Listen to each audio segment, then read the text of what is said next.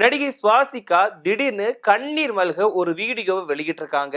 So இதை பார்த்த ரசிகர்கள் கொஞ்சம் ஷாக் ஆகியிருக்காங்க அப்படின்னு தான் சொல்லணும். என்னன்னா, திடீர்னு வீடியோ வெளியிட்டு இருக்கக்கூடிய சுவாசிகா தமிழ் ரசிகர்கள் வந்து எனக்கு அவ்வளவு பெரிய இடத்தை கொடுத்திருக்காங்க, அவங்களுக்கு நான் ரொம்பவே கடமைப்பட்டிருக்கேன் அப்படின்னு கண்ணீர் மல்க தன்னோட நெகிழ்ச்சியான பதிவை வந்து அதுல பதிவிட்டு இருக்காங்க.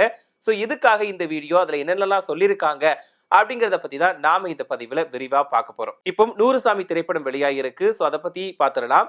இசையமைப்பாளரா அறிமுகமாகி அதுக்கப்புறமா நடிகரா தனக்குன்னு ஒரு தனி இடத்தை உருவாக்கியவர் தான் விஜய் ஆண்டனி. விஜய் ஆண்டனி மற்றும் சசிகுமார் கூட்டணியில கடந்த காலத்துல வெளியான பிச்சைக்காரன் திரைப்படம் வந்து மிகப்பெரிய வெற்றி பெற்றிருந்துச்சு. இது எல்லாருக்குமே தெரிஞ்ச விஷயம் தான்.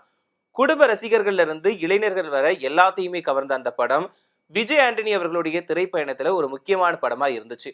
அதுக்கப்புறமா 2 பேருமே மறுபடியும் இணைஞ்சிருக்கக்கூடிய படம் அப்படிங்கிறதுனால இந்த படத்தின் மீதான எதிர்பார்ப்பு ஸ்டார்டிங்ல இருந்தே ரொம்பவே அதிகமா இருந்துச்சு. இதுல விஜய் ஆண்டனி கூட சுவாசிகா முக்கியமான கதாபாத்திரத்தில் நடிச்சிருக்காங்க. இப்போ தமிழ் சினிமா பொறுத்த வரைக்கும் காலங்காலமா தாயோட தியாகம் எப்போதுமே ரொம்பவே உன்னதமா காட்டுவாங்க, புனிதமாவும் காட்டுவாங்க. அதுலயும் தாயும் ஒரு பெண்ணு தான், அவங்களுக்குன்னு ஒரு வாழ்க்கை உணர்வுகள் இருக்கு அப்படிங்கிறத வெளிக்கொண்டு வந்த படங்கள் ரொம்பவே கொஞ்சமா தான் இருக்குது. சோ இந்த படத்தை பாத்தீங்க அப்படின்னா, கணவனை இழந்த 43 வயதான பெண்ணு வந்து தன்னோட பிள்ளைகளுக்காக தன்னோட வாழ்க்கையே தியாகம் செய்யணும் அப்படின்னு எதிர்பார்க்கக்கூடிய இந்த சமூகத்துல ஒரு பெண் அப்படிங்கிறவ வெறும் தாயா மட்டுமே இருக்கணுமா, அவங்களுக்குன்னு தனிப்பட்ட வாழ்க்கை இருக்கக்கூடாதா அப்படின்ற மிக முக்கியமான கேள்வியையும் கணவரை இழந்தவரோட மறுமணத்தையுமே மையமா வச்சுதான் இயக்குனர் சசிகுமார் இந்த படத்தை உருவாக்கி இருக்காரு. இது உண்மை சம்பவத்தை அடிப்படையா கொண்டது அப்படிங்கிறது இந்த படத்தோட கூடுதல் சிறப்பா இருக்குது. இப்போ இந்த படத்துல ஒரு சீலிங் ஃபேன் வந்து அந்த ஹீரோயின் மறைந்த கணவனுக்காக ஒரு குறியீடா பயன்படுத்தி இருக்காங்க. இதுல என்னன்னா, படத்துல வரக்கூடிய புத்திசாலித்தனமான காட்சியும் இதுதான். என்னன்னா, ஹீரோயினோட கணவர் எப்படி இறந்தார் அப்படிங்கிறது நமக்கு நேரடியா சொல்லவே இல்லை. பட் இருந்தாலுமே அவர் வந்து அந்த ஃபேன்ல தான் தூக்கு மாட்டி தற்கொலை செஞ்சுக்கிட்டு இருக்கார் அப்படிங்கிறது நமக்கு வந்து உணர்த்தப்பட்டுடுச்சு இந்த கதை மூலமா. இருந்தாலும் இந்த காட்சியை சோகம் பிடிய சொல்லாம ரொம்பவே இயல்பா சொல்லிட்டு அடுத்த காட்சிகளுக்கு வந்து நகர்ந்து போயிடுறது. ஸோ படத்தோட முதல் பாதி வந்து ஹீரோயினோட மறுமண விருப்பத்தை அவரோட மகன்கள் எப்படி புரிஞ்சுக்கிறாங்க, அதை எப்படி தங்களுக்குள்ள ஏத்துக்கிறாங்க அப்படிங்கிறத சொல்றாங்க.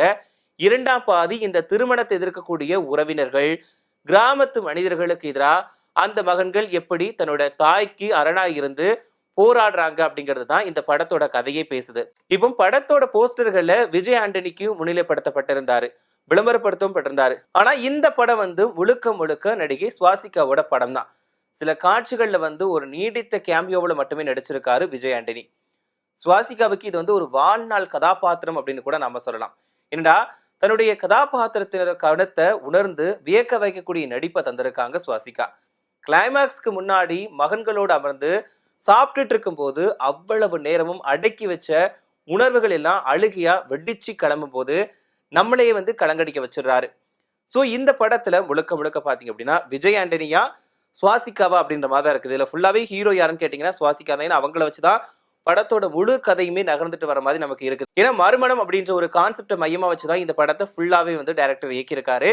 இதுல சுவாசிகாவோட நடிப்பு அவ்வளவு அற்புதமா இருக்குது, நம்மள வந்து வியக்க வைக்குதுன்னு கூட சொல்லலாம். இதுக்கு முன்னாடி பாத்தீங்கன்னா அவங்க நடிச்ச மாமன், அதுக்கப்புறமா கருப்பு, இந்த மாதிரியான திரைப்படங்கள்ல நெகட்டிவ் ரோல்ல நடிச்சிருந்தாங்க.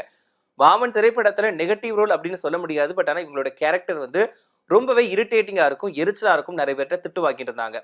அதுலயுமே இவங்களோட நடிப்பு வந்து ரொம்பவே பக்காவா இருந்துச்சுன்னு கூட சொல்லலாம். இதுக்கு முன்னாடி சாட்டையா இருக்கட்டும், லப்பர் பந்து திரைப்படமா இருக்கட்டும், இதுல இவங்களோட நடிப்பு நல்லா தான் இருக்கும்.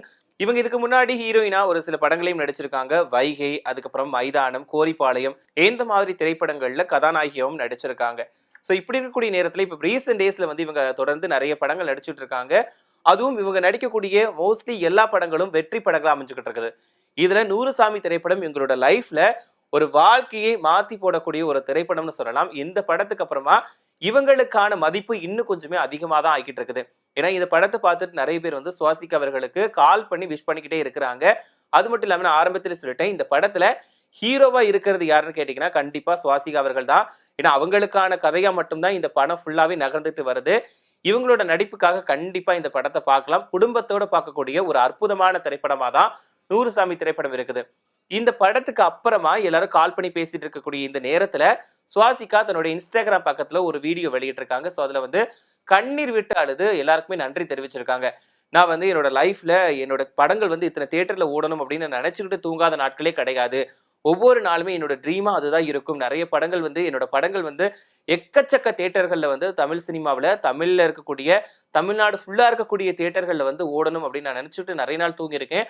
அந்த ஒரு விஷயம் வந்து எனக்கு இன்னைக்கு நடந்திருக்கு. இதை வந்து என்னால எப்படி எடுத்துக்கிறதுன்னு சொல்லல. நான் வந்து தமிழ் மக்கள் வந்து அவ்வளோ அன்பு காட்டுறீங்க, வரவேற்பு கொடுக்குறீங்க. தமிழ் ரசிகர்கள் வந்து அவ்வளோ ஒரு என் மேல நம்பிக்கை வச்சிருக்கீங்க. இதுக்கெல்லாம் நான் எப்படி நன்றி சொல்ல போறேன்னு தெரியல. அதுக்கு வந்து நன்றின்ற வார்த்தையை சொல்லணுமா? என்ன வார்த்தை இருக்குன்னு கூட தெரியல. எனக்கு வந்து வார்த்தைகளே வரல அப்படின்னு சொல்லிட்டு கண்ணீர் விட்டு அழுறாங்க. கண்டிப்பா நான் வந்து உங்க எல்லாத்துக்குமே நன்றி கடன் பட்டிருக்கேன், கடமைப்பட்டிருக்கேன் அப்படின்ற மாதிரி அந்த வீடியோல வந்து இந்த படத்தோட வெற்றிக்கு வெளிப்படுத்தக்கூடிய விதமா, ரசிகர்களுக்கு நன்றி தெரிவிக்கக்கூடிய விதமா சுவாசிகா வந்து கண்ணீர் விட்டு அழுத அந்த ஒரு வீடியோ வந்து வெளியிட்டிருக்காங்க. சோ அதை பாக்குறப்பவே தெரியுது அவங்களோட வார்த்தைகள் வந்து அவ்வளவு தடுமாற்றம், அந்த ஒரு நர்வஸ் இருக்கும் இல்லையா? நம்ம வந்து நினைச்ச ஒரு விஷயம் நடந்துச்சு அப்படின்ற பதட்டம் எல்லாத்தையும் தாண்டி அவங்க வந்து அந்த வீடியோ போட்டிருக்காங்க. சோ அதுல வந்து பேசிட்டு இருக்கும் போதே வந்து அவங்களோட அந்த ஒரு சந்தோஷத்தையும் தாண்டி ஒரு எதிர்பார்ப்பு கிடைச்ச அப்படிங்கிற வெற்றி அப்படின்ற ஒரு விஷயத்த வந்து வெளிக்கொண்டு வந்ததுனால கண்ணீர் விட்டு அழுதுட்டாங்க அந்த வீடியோவிலேயே. அதை பார்த்தாலே தெரிஞ்சிருக்கும். ஸோ அந்த வீடியோ ஃபுல்லா பாத்தீங்கன்னா உங்களுக்கே புரிஞ்சிருக்கும் அவங்க வந்து என்ன மனநிலையில வந்து அதை சொல்லியிருக்காங்க அப்படிங்கிறது. வணக்கம் எல்லா தமிழ் மக்களுக்கும் என்னோட என்னோட பெரிய பெரிய நன்றியை தவிர வேற எதுவும் எனக்கு இப்போ சொல்ல வரல. என்னால் வார்த்தையால் என்ன எப்படி உங்ககிட்ட அந்த நன்றி சொல்லணும்னு எனக்கு தெரியல. அவ்வளோ அவ்வளோ அவ்வளோ அவ்வளோ ஒரு பாசம் என் மேலே நீங்கள் வச்சுருக்கீங்க. லப்பர் பந்திலாக இருக்கட்டும், மாமன்லாம் இருக்கட்டும், எல்லாத்துலேயும் எனக்கு அந்த சப்போர்ட் கிடைச்சது. இப்போ 100 சாமியில் எங்கேயோ அந்த பாசம் வந்திருக்கு. எனக்கு உண்மையிலே தெரியல எப்படி நீங்க என்ன நம்பி தியேட்டருக்கு வந்தீங்க, எப்படி சசி சார் என்ன நம்பி இவ்வளோ பெரிய கேரக்டர் எனக்கு கொடுத்தீங்க, எப்படி விஜயானி சார் அதுக்கு ஒத்துக்கிட்டாங்க. எல்லாமே வந்து ஒரு ட்ரீம் மாதிரி ஃபீல் ஆகுது. பட் இந்த ஒரு டேக்காக நான் ஷோல்டர் பண்ற ஒரு மூவி, நான் ஹீரோயினா பண்ற ஒரு மூவி வந்து இவ்வளோ தியேட்டர்ஸ்ல ஓடுறதும் இவ்வளோ பேர் அதை ரசிச்சு பார்க்கறதெல்லாம் நான் ஒரு நாள் கூட ட்ரீம் பண்ணாம தூங்கினதில்லை. உண்மையில ஒரு நாள் கூட ட்ரீம் பண்ணாம தூங்கினதில்லை. அண்ட் இன்னைக்கு அதெல்லாம் ரியாலிட்டி ஆயிருக்கு. தமிழ் ஆடியன்ஸ் நீங்க எவ்வளோ பெரிய சப்போர்ட் கொடுக்குறீங்க.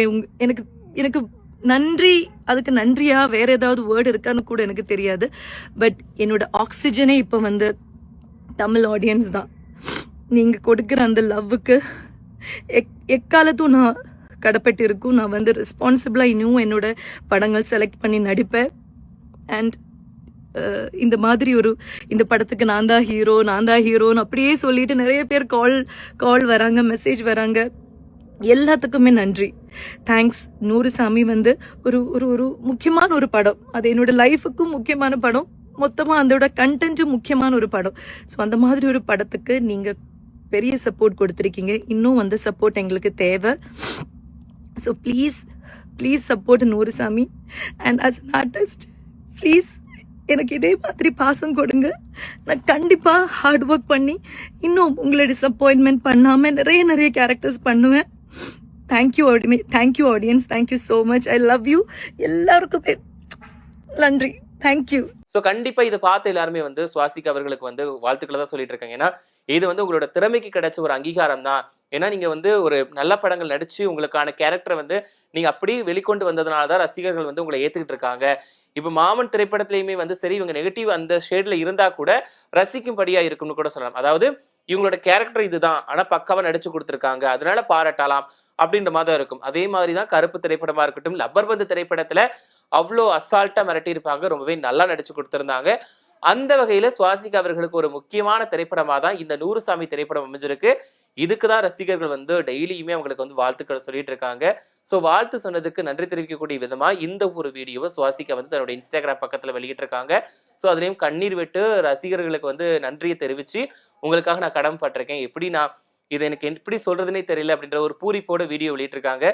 சோ இதை பத்தி நீங்க நினைக்கிறீங்க அப்படின்ற கருத்துக்களை மறக்காம கமெண்ட் சொல்லுங்க. அது மட்டும் இல்லாம நடிகை சுவாசிகா உங்களுக்கு பிடிக்கும் அப்படிங்கிறதையும், அவங்க நடிச்ச திரைப்படத்துல உங்களுக்கு எந்த திரைப்படம் பிடிக்கும் அப்படிங்கிறதையும் மறக்காம கமெண்ட் சொல்லுங்க.